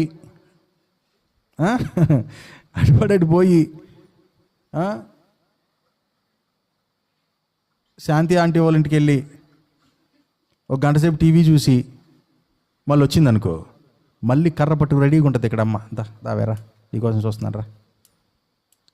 మళ్ళీ ఫట్టి 4 తగులుకునేసరికి అప్పుడు లైన్లోకి వస్తుంది. కానీ ఏడ్చేసరికి ఏమైందంటే అమ్మ హృదయం కూడా కరిగిపోద్ది. కొట్టింది ఆవిడే, కానీ మళ్ళీ కరిగిపోద్ది. అలాగే ఇక్కడ ఇప్పుడు ఏం చేస్తుందా అని యేసయ్య చూస్తున్నాడండి. ఏం చేస్తుందా అని యేసయ్య చూస్తున్నాడు. ఖాళీ సమాధిని చూసింది, నేను కనపడలా, అసలు ఎవరు కనపడలా, ఈవిడ ఏం చేస్తుంది అని చూస్తున్నాడు యేసయ్య. ఇక దొరికిందే సందురా అని చెప్పి ఏమీ లేదు అక్కడ, బూడిద తప్ప అని చెప్పి ప్రచారం చేసుకుంటూ వెళ్ళిపోలా. అక్కడే కూర్చుంది. మామూలుది కాదు, మొండిది. ప్రేమ మనల్ని ముండోలాగా చేస్తుంది. కూర్చుంది అక్కడే, ఏడుస్తూ ఉంది. ఏడుస్తుంటే సరే ఇప్పుడు దేవదూతలను చూపిద్దామని చెప్పి ఆవిడ కళ్ళు దేవుడు తెరిచి దేవదూతలను చూపించాడు. ఆవిడని ఏడ్చుకుంటూ అలాగ వంగి చూడగానే ఎవరు కనపడ్డారు? 2 దేవదూతలు కనపడ్డారు. ఇక దేవదూతలు కనపడగానే వాళ్ళు అసలే మెరుపులాగా ఉన్నారని చెప్పి ఇదివరకు మనం చదువుకున్నాం. ఇక దేవదూతలు కనపడగానే ఎగురుకుంటే వెళ్ళిపోయి ఈవిడిక ఆ రోజు నుంచి ఒక దేవదూత అయిపోద్ది. నిజమండి. వాళ్ళ యూట్యూబుల్లో మీరేంటనుకుంటున్నారు? ఆవిడెవరు చెప్తుంది, నేను పరలోకం వెళ్ళొచ్చాను, దేవదూత నన్ను అటు ఇటు తీసుకెళ్ళాడని. ఓకే, పరలోకం వెళ్ళిన భక్తులు తెలుసు నాకు కూడా, మరి ఈ మిడిమేళం ఏంటో నాకు తెలియదు. దేవదూత కనపడగానేనంట ఇక ఈవిడ ఒక దేవదూత అయిపోద్ది. అమ్మగారికి దూరంగా ఉండు, దగ్గర రామ్మక, దూరంగా ఉండు, అయ్యగారికి దూరంగా ఉండు. ఎందుకురా? రాత్రి కల్లో దేవదూత కనపడింది అంటే దూరంగా ఉండు. అయ్యగారు మరి దేవదూత కనపడ్డాడు. దేవదూత నేటి దినాల్లో దర్శనాల మీద కట్టే సంఘాలు ఉన్నాయి కొన్ని. వాళ్ళకి ఏమీ లేదు, ప్రార్థన చేత ఉంటే ఏదో దర్శనం వస్తుంది. అదిగమ్మా నీకు ఇది జరుగుతుంది చూసుకోపో, మీ ఇంటి మీద ఉంది ఒక దేవదూత అంటాడు. ఇక ఆ దర్శనాలు ఈ కట్టి వాక్యం ఉండదు. ఇక దర్శనాల మీద కట్టడమే. ఈ ఇల్లు కూడా ఎడ తయారవుతారంటే, అయ్యా ప్రార్థన చేయండి అని ఏమైనా కనపడింది అయ్యా, కళ్ళు మూసుకుంటే ఏం కనపడతారా? చీకటి తప్ప. దర్శనాలకు నేను వ్యతిరేకిని కాదు. అది సక్రమమైన రీతిలో వచ్చే దర్శనమా, లేకపోతే ప్రజల మెప్పు కోసం వచ్చేటటువంటి దర్శనమా కూడా తెలుస్తుంది, అర్థమైపోద్ది మ్యాటరు. నీకు కావలసినప్పుడల్లా నీకేం దర్శనం రాదు. ఆయన ఇవ్వాలనుకున్నప్పుడు దర్శనం వస్తుంది. మళ్ళీ ఎందుకు ఏదో ఒకటి చెప్పబోతే మళ్ళీ సిస్టర్ బ్రదర్ మళ్ళీ బాధపడతారేమో అని చెప్పి, అయ్యా నీ మీద ఒక తెల్లని వెలుగు ఏడ తెల్లని వెలిగేది ఎక్కడండి? దేవునికి స్తోత్రం చెప్పండి. ఈవిడికి ఇక దేవదూతలు కనబడగానే ఎగురుకుంటూ ఇక వెళ్ళిపోయి, దేవదూతలు చూసా, నేను దేవదూతలు చూసా. ఎన్ని చూసామమ్మాయా? 2. అమ్మో, 1 కూడా కాదు, 2. 2. ఎట్టా ఉన్నారు? ఎట్టా ఉంటావేంటి? నాకులాగానే ఉన్నారు. ఇదిగో మరియమ్మక్కయ్య దేవదూతలు చూశాను తెలుసా నీకు? అవునా? ఆ పద అయితే. ఇదిగో మరియమ్మక్కయ్య దేవదూతలు చూసినారు తెలుసా నీకు?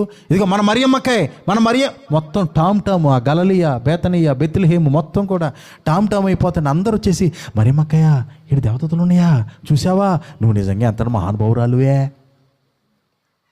ఆ దేవదూత ఎడితిరిగి మాకు తెలియదు కాబట్టి, నువ్వు ఎడితిరిగి చూసావు కాబట్టి నీ కాళ్ళు అట్టుకుంటావమ్మా, కొంటావు. తీసురా, రాగరపూలు అయితే తీసురా. అదేనండి. ఇప్పుడు ఏంటంటే వీళ్ళ కాళ్ళు పట్టుకుంటే ఏం వస్తుంది మనకి? దేవదూతలను చూశాను నేనని చెప్పి ఈవిడికి మొక్కేసి అగరొత్తులు వెలిగించేసేస్తే అవదో వ్యవహారం. ఈవిడ కూడా దేవదూతలను చూడగానే చక్కగా ఆనందంగా గంతులు వేస్తూ పరిగెత్తుకుంటూ వెళ్ళా. దేవదూతలను చూసినా అక్కడే కూర్చుని ఏడుస్తుందంట. దేవునికి స్తోత్రం చెప్పండి. అది మన పునాది, అది మన సేవ, అది మన సంఘం. దేవదూతలు కనపడ్డారని పబ్లిసిటీలు ఉండవు. దేవదూతలు కనపడ్డారని చెప్పి దర్శనాలు వస్తున్నాయి అని చెప్పి ఏదో జరిగిందని చెప్పి ఇక పెద్ద ప్రాపగండలే ఉండో. ఈవిడ ఎవరి కోసం వెళ్ళింది? యేసు కోసం వెళ్ళింది. దేవదూతలు కనబడినా సరే, మీరు ఎక్కడి నుంచి వచ్చారు? హలో మైక్ చెక్, చెప్పండి, మీరు ఎక్కడి నుంచి వచ్చారు? మేము పరలోకం నుండి వచ్చాం. పరలోకం, నీ పేరేంటి? గబ్రియేలు. నీ పేరేంటి? మికాయేలు. పరలోకంలో ఎక్కడ ఉంటారు మీరు? అక్కడ ఈవిడ వచ్చింది దేనికి? చెప్పండి. ఎందుకు వచ్చింది? యేసయ్యని చూడడానికి వచ్చి, యేసయ్యని వెతుక్కోవడానికి వచ్చింది. టాపిక్ ఎటు వెళ్ళిపోయింది? గాబ్రియేల్ దగ్గరికి, మికాయేల్ దగ్గరికి వెళ్ళిపోయింది, రఫాయేల్ దగ్గరికి. కొన్ని మీరు అర్థం చేసుకోండి. మనం అసలు ఎందుకు మొదలెట్టాం, దేనికోసం మనం ప్రారంభించాం, ఎటు వెళ్ళిపోతున్నాం, ఏ పునాది మీద దేవుడు మనల్ని కడుతున్నాడు, ఎటు తిరుగుతున్నాం మనం. ఎవరికైనా ఏదైనా ఎక్కడైనా కార్యం జరిగిందంటే, అమ్మో అంతలావు కార్యం జరిగిందా, ఎప్పుడు వెళ్దాం చెప్పు మరి. అది కాదు. ఇప్పుడు వచ్చింది దేనికి? యేసుని వెతకడానికి, యేసుని కలుసుకోవడానికి.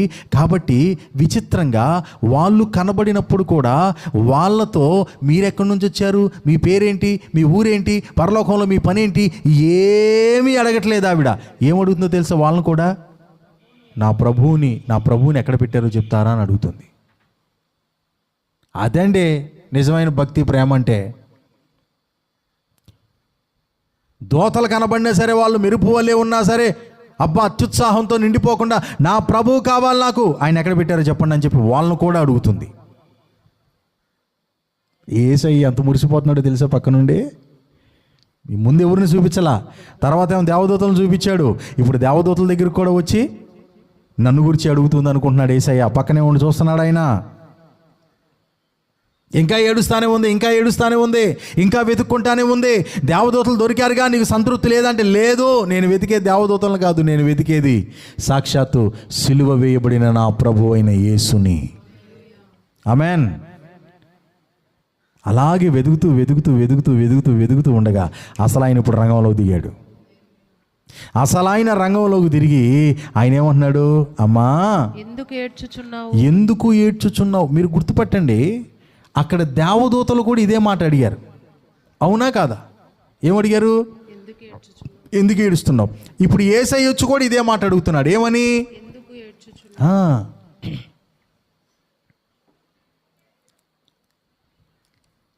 ఎందుకనంటే మన ఏడుపులకి చాలా రకాల కారణాలు ఉంటాయి. చాలా రకాల కారణాలు ఉంటాయి. కాబట్టి యేసు ప్రభు అడుగుతున్నాడు చాలా స్పష్టంగా. ఇదివరకు దేవదూతల ద్వారా అడిగించాడు, ఇప్పుడు ఆయనే వచ్చి అడుగుతున్నాడు. ఏమన్నాడు? ఎందుకు ఏడ్చుచున్నావు? ఎందుకు ఏడుస్తున్నావు? ఎందుకు ఏడుస్తున్నావు అనేటటువంటి మాటకి ఆవిడ గారు ఏం చెప్తుందయ్యా అనంటే, ఎందుకు ఏడ్చుచున్నావు, ఎవరిని వెతుకుచున్నావు అని ఆమెను అడుగగా ఆమె ఆయన తోటమాలి అనుకుని, అయ్యా నీవు ఆయనను మోసుకొని పోయిన ఎడల ఆయనను ఎక్కడ ఉంచితివో నాతో చెప్పుము, నేను ఆయనను ఎత్తుకొని పోదునని చెప్పెను. చూడండి, యేసు ప్రభు వచ్చి అడిగిన యేసు ప్రభు ఇదివరకు స్వరూపంలో రాలేదప్పుడు. ఓకే, ఎందుకంటే ఇప్పుడు పునరుద్ధానం అయ్యాడు కదా. పునరుద్ధానం అయిన తర్వాత ఈయనని ఆవిడ గుర్తుపట్ల యేసయ్యని. ఆయన వచ్చి అడిగాడు, ఎందుకు ఏడుస్తున్నావు అని అంటే, ఆయన దగ్గర కూడా ఇదే సోప. అయ్యా, ఆయన కనుక నువ్వు మోసుకుని పోయావా? ఆయన ఎక్కడ పెట్టారో నీకు తెలుసా? ఎవరిని? యేసయ్యని ఎక్కడ పెట్టారో నీకు తెలుసా? ఏ ప్రదేశంలో ఉంచారో తెలిస్తే చెప్తావు నాకు. ఏం చేస్తా? మోసుకుని వెళ్ళిపోతా. ఉందా లేదా అక్కడ? నేను ఆయనను ఎత్తుకొని పోదునని చెప్పి. ఏమండి, ఎత్తుకుని వెళ్ళటానికి ఏమన్నా చిన్నపిల్లడు ఆయన? ఏమండి, ఈ బెన్నీని ఎత్తుకోగలుగుతున్నాం మనం?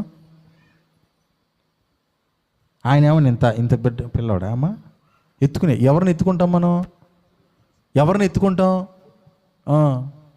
చిన్న పాలు తాగే పిల్లల్ని ఎత్తుకుంటాం. ఆడికి అంత అన్నం తింటానికి మొదలెట్టాడు అనుకో, యారా సట్లాగా ఉండి ఓ అటు ఇటు కదలకుండా ఇంకెక్కడ ఎత్తుకుంటారా నాయన? అదే నడు నడు నడు సార్లే కానీ, ఆమె నేను నడవలేకపోతున్నాను ఆమె అంటే నేను ఎత్తాం డొగ్గుడేసి నడు. దేవునికి స్తోత్రం. నడు. ఎంతవరకు నేనే నడవనా? ఈ ఎండలో నిన్నే ఎత్తుకుంటారా నాయన? నడుగు నాడగలవు అయ్యి. మరీ కాలు తీసి కాళ్ళు వెళ్ళిపోతున్నావే. బాగా నీకు ఎత్తుడు అలవాటు అయింది రోయి అని చెప్పి తిట్టి మరి కింద నడిపించాం మనం. అలాంటిది యేసయ్య ఉన్న చిన్నపిల్లోడా? యేసయ్యని గురించి ఆవిడ ఏమంటుంది? తక్కువలో తక్కువ 80 కేజీలు ఉన్నాడు కదా ఆయన. 80 కేజీలు ఉన్నాడు కదా. ఎలా ఎత్తుకుంటుంది? ఎలా తీసుకెళ్తా? అయినా శవాన్ని ఏం చేసుకుంటుంది? శవాన్ని ఎక్కడికి తీసుకెళ్తుందండి? చెప్పడానికి చాలా సంగతులు ఉన్నాయి. కొన్ని సందర్భాల్లో ఇదివరకు ఈ విషయాల గురించి నేను మీతో మాట్లాడాను కాబట్టి మీరు ఇక అర్థం చేసుకోండి. దీనంతటికీ కారణం ఏంటంటే యేసయ్య మీద ఆమెకు ఉన్న ప్రేమ. దేవునికి స్తోత్రం.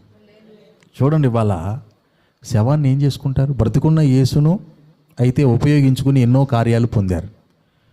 కానీ ఈవిడికి నిజంగా ప్రేమ ఉంది కాబట్టి, నేను కార్యాల కోసం కదయ్యా నేను వెంబడించేది, నాకు నువ్వు కావాలి యేసయ్య, నువ్వు నాతో ఉంటే చాలయ్యా అని చెప్పి అలాగా యేసయ్యని ఆయన తోటమాలి అనుకుని మాట్లాడుతుందంట. యేసయ్యతోనే మాట్లాడుతుందంట. అక్కడికి వచ్చి యేసయ్య కూడా అదే ప్రశ్న వేశాడు, నువ్వెవరిని వెతుకుచున్నావు?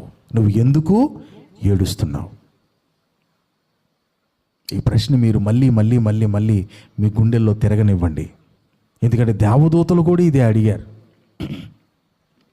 యేసయ్య చెప్పుంటాడు, వెళ్ళి అడగండి ఒకసారి, ఎందుకు ఏడుస్తుంది అడగండి అని చెప్పి. దేవదూతలు వచ్చి అడిగారు, అమ్మ ఎందుకు ఏడుస్తున్నావు? అక్కడ కూడా అదే. ఏమని? నా ప్రభువుని మీరు మోసుకుని పోయారు, ఎక్కడ పెట్టారు చెప్పండి అయ్యా అని అంటుంది. యేసు ప్రభువే సాక్షాత్తు వచ్చి ఎందుకు ఏడుస్తున్నావు అంటే ఆయనతో కూడా అదే చెప్తాను, నా ప్రభువు కోసం ఏడుస్తున్నా, ఆయన కావాలి, ఆయన ఎక్కడున్నాడో చెప్తే ఆయన తీసుకెళ్ళిపోతాను నేను, నా ఏడుపు కారణం ఆయనకు కావాలి. ఇది నిజమైన సంఘం. ఆమేనానండి? అంటేనే అంటారా? ఇది నిజమైన సంఘం. ఏది అనంటే యేసు కోసం కన్నేళ్లతో వెదికేటటువంటి సంఘం. దేవునికి స్తోత్రం. ఇక ఆయన ఉండబట్టలేకపోయాడు. తనను తాను ఆయన ప్రత్యక్షపరచుకోకుండా ఉండలేకపోయాడు. ఏమని పిలిచాడు? యేసు ఆమెను చూచి మరియా అని పిలిచెను. మరియా అన్నాడంట. దేవునికి స్తోత్రం కలుగును గాక. ఆ పిలుపు ఏ పిలుపో తెలుసా? ఇదివరకు అనేక మార్లు ఆమెని పిలిచినటువంటి పిలుపు. ఇంత కాన్వర్జేషన్లో నీ పేరేంటమ్మాయి, ఎక్కడి నుంచి వచ్చావు నువ్వు అని అడిగాడా యేసయ్య? ఆవిడ పేరు అడగలే. ఎందుకు? ఆవిడ పేరు ఈయనకి వచ్చింది ఎవరో ఈయనకి తెలుసు. మరియా అనగానే ఈవిడికి వెంటనే స్ట్రైక్ అయింది. ఈ మాట ఒకసారి కాదు, 2 సార్లు కాదు, 3 సార్లు కాదు, ఎన్నిసార్లు నా ప్రభువు నన్ను పిలిచాడో. ఏమని పిలిచేవాడు? మరియా అని. దేవునికి స్తోత్రం, హల్లెలూయా. బయట గేట్ దగ్గర కూర్చో అబ్బేనే అన్నాను అనుకో, ఇదే మాట మీ అందరూ పిలవండి, కానీ నేను పిలిస్తే డాడీ వచ్చాడు అంటాడు. మీరెంతమంది పిలిచినా సరే, బాయ్ స్మిత్ ఎంతమంది పిలిచినా సరే, ఏంటి ఆంటీ, ఏంటి అంకులు, ఏంటన్నా అంటాడు. నన్ను చూడకుండానే స్మిత్ అనగానే అక్కడి నుంచి అరుస్తాడు డాడీ అని చెప్పి. స్వరం గుర్తుపడతారు కదా, అలాగా యేసయ్య స్వరాన్ని మరియ గుర్తుపట్టి వెంటనే అంటుంది రబ్బూని. దేవునికి స్తోత్రం. బోధకుడా అని పిలిచింది. దేవునికి స్తోత్రం. చూడండి, శవం కోసం వచ్చింది, మృతదేహం కోసం వచ్చింది, సజీవుడైన యేసుని కలుసుకుంది. ప్రైజ్ ద లార్డ్, హల్లెలూయా. నా ప్రియ దేవుని బిడ్డలారా, మనం ఎవరిని ఆరాధిస్తున్నామో తెలుసా? మనం ఎవరిని వెతకాలో తెలుసా? పునరుత్థానుడైన యేసుని మనం వెతకాలి. వాక్యంలో మరొక చాటు ఉంటుంది, ఏమన్నానంటే మీరెందుకు ఆయనను మృతులలో వెతుకుచున్నారు? ఆయన్ని మృతుల్లో ఎందుకు వెతుకుచున్నారు మీరు? ఆయన ఇక్కడ లేడు, ఆయన లేచి ఉన్నాడు, లేచి ఉన్నాడు. ఆయన పునరుత్థానుడైన యేసు కాబట్టి హృదయపూర్వకంగా కన్నీళ్లతో యేసయ్య పాదాల దగ్గరికి వెళ్ళి ఆయన్ని మనం వెతకగలిగితే, ఆ రోజు మరియను కలుసుకున్న దేవుడు ఈరోజు మనల్ని కూడా కలుసుకోవడానికి సమర్థుడు. Praise the lord.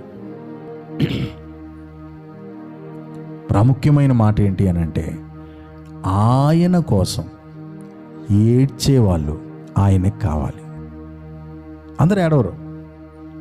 ఆయన మీద ప్రేమ ఉన్నటువంటి వారు మాత్రమే. అందరికీ అది కలగదు, అందరికీ అది రాదు కూడా. నేను చెప్పినంత ఈజీగా నాకు ఇప్పుడు రావాలి, కన్నీళ్ళు రావాలి, నేను ఇప్పుడు ఆయన కోసం అవదు. మరేం చేయాలి? ఏం చేయాలంటే యేసయ్యని అడగాలి. ఏమన్నా తెలుసా? ప్రభువా, నన్ను నీ మీద ప్రేమతో నింపయ్యా అని అడగాలి. ప్రేమించిన వారి కోసం ఏదైనా మనం చేస్తాం. అతడు నన్ను ప్రేమించుచున్నాడు గనుక నేనతనిని తప్పించెదను. ఆమేన్. ప్రతి సంభవాల్లో ఆయన నీకు సహాయకుడిగా కలుసుకుని ఆయన నిన్ను తప్పించేవాడిగా ఉండాలి అనంటే నీవు ఆయన్ని ప్రేమించే వ్యక్తిగా ఉండాలి. మరొక చోట ఉంటుంది ఒక మాట, నన్ను ప్రేమించు వారిని నేను ఆస్తికి కర్తలుగా చేస్తాను అని అన్నాడు. Praise the Lord. ఆస్తి కోసం ప్రేమించటం వేరు, ప్రభువు కోసం ప్రభువుని ప్రేమించటం వేరు. అప్పుడు మనకు కావలసినవన్నీ కూడా మనల్ని వెంబడిస్తాయి. కాబట్టి మనం యేసయ్య దగ్గరికి వెళ్ళి ఏం అడగాలి అని అంటే, ఇప్పుడు నేను చెప్పే మాట మీకు ఎంత భారంగా అనిపిస్తుందో నాకు తెలియదు, కానీ నేనైతే చాలా భారంగానే మాట చెప్తున్నాను. అదేంటంటే, ప్రభువా, నన్ను నీ మీద ప్రేమతో నింపయ్యా అని అడగండి. ఏమాత్రం మీరు ఎదిగిన వారైతే ఈ మాట మీకు బరువుగా అనిపిస్తుంది, లేకపోతే సింపుల్గా అనిపిస్తుంది. నీ మీద ప్రేమతో నన్ను నింపు. ఆమేన్. ఆయన మీద ప్రేమతో నువ్వు నింపబడితే ఆయన కోసం నీ కన్నీళ్ళు వస్తాయి. నీకు కావాల్సిన ఏవేవో అడగటానికి నువ్వు కష్టపడవు, కానీ వెళ్ళి ప్రభు వైపు చూస్తూ, దేవా ఒకసారి ఇలాగొస్తావా అని చెప్పి ఆయన అడగగలుగుతావు. నువ్వు కావాలి అని చెప్పి ఆయన కోసం నీ హృదయం తహతహలాడుతూ పరితపిస్తూ పరుగులు పెడుతూ ఉంటుంది. ఆయన పునరుద్ధానుడయ్యాను అనేటటువంటి సంగతి మొట్టమొదటిగా యేసయ్య చెప్పింది ఎవరికో తెలుసా? ఒక బలహీనమైన సహోదరికే. దేవునికి స్తోత్రం. ఆవిడ వెళ్ళే చెప్పింది, యేసయ్య లేచాడు, సమాధిలో లేడు, నాకు కనపడ్డాడు అని. ఆ తర్వాత 40 దినాలు ఆయన ఈ భూమి మీద మహిమ శరీరముతో సంచరించాడు. 40 దినాలు. అనేక సందర్భాలలో శిష్యులతో ఆయన మాట్లాడాడు, శిష్యులకు ఆయన కనపడ్డాడు. నేను నమ్మను అని చెప్పి తోమా అంటే, ఆయన డొక్కలో ఉన్నటువంటి బల్లెపు పోటులో కూడా రా చేపెట్టి చూడు, నేనో కాదో తెలుసుకో, అల్ప విశ్వాసిగా కాకుండా విశ్వాసిగా బ్రతుకు అని చెప్పి తోమాతో కూడా యేసయ్య మాట్లాడాడు. ఎమ్మయి మార్గములో శిష్యులు వెళ్ళిపోతూ ఉండగా యెరూషలేము నుండి వారితో కూడా యేసయ్య మాట్లాడాడు. దేవునికి స్తోత్రం. అలాగా 40 దినాలు ఆయన ఈ భూమి మీద ఉన్నాడు. అపోస్తల కార్యగ్రంథం 1వ అధ్యాయం 3వ వచనం. ఎన్ని రోజులంట? 40 దినాలు వారిని సేవకు ప్రోత్సహించాడు.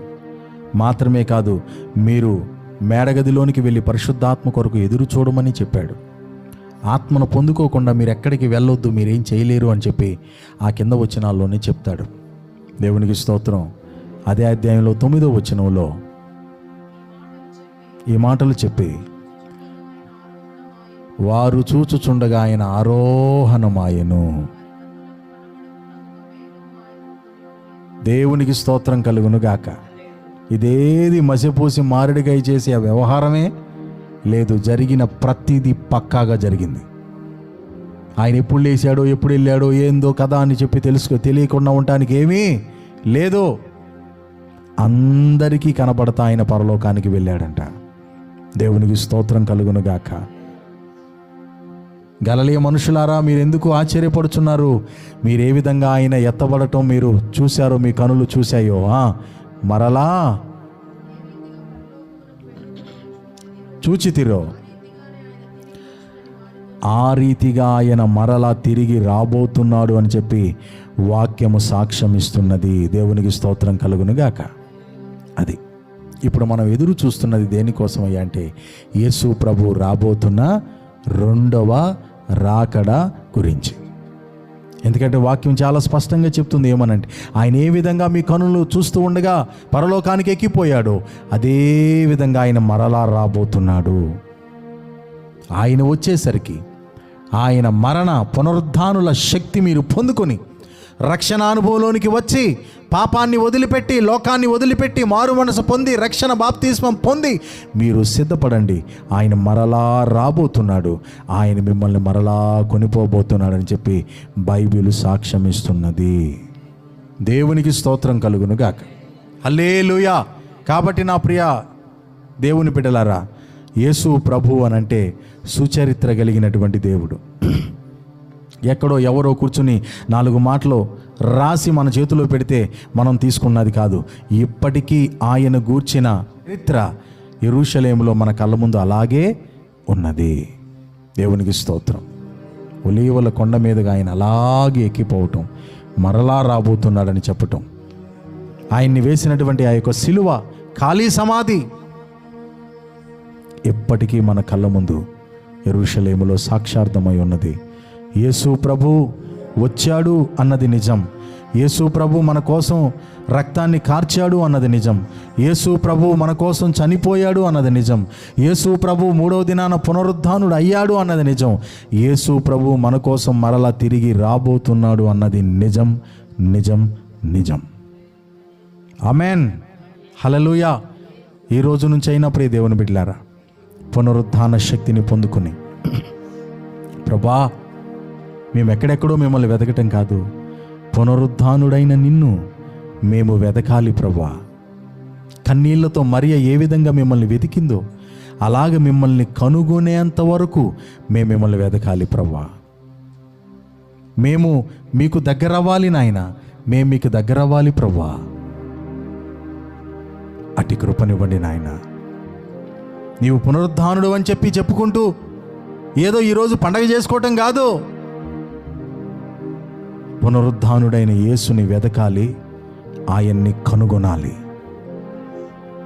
ఆయన్ని కలిగి ఉండాలి, ఆయన్ని ప్రకటించాలి. ఆ కృప మాకు మీరు అనుగ్రహించండి ప్రభువా అంటూ మన హృదయాల్ని మనం దేవునికి సమర్పించుకోవాలి. యేసయ్య పునరుద్ధానం మనకేం చేసిందో తెలుసా? మనం కూడా రేపొద్దున పునరుద్ధానం చెందడానికి యేసయ్య పునరుద్ధానం మనకు బలాన్ని చేకూర్చింది. యేసయ్యకి ఏ విధంగా మరణము లేదో, యేసయ్యను నమ్ముకున్నటువంటి మనకు కూడా చెప్పండి, మరణము లేదు. మరణ వేదనను ఆయన తొలగించి తీసివేసి, ఆయన మృత్యుంజయుడు ఏ విధంగా అయ్యాడో, ఆయన యందు విశ్వాసం ఉంచినటువంటి మనకు కూడా ఆయన పునరుద్ధాన అనుభవంలోనికి మనల్ని నడిపించి నూతన యెరూషలేముకి ఎగిరి వెళ్ళే గుంపులో ఆయన మనల్ని చేర్చునుగాక. అట్టి కృప ప్రభు మనకు అనుగ్రహించునుగాక. తలలో ఉంచుదాం, ప్రార్థన చేసుకుందాం.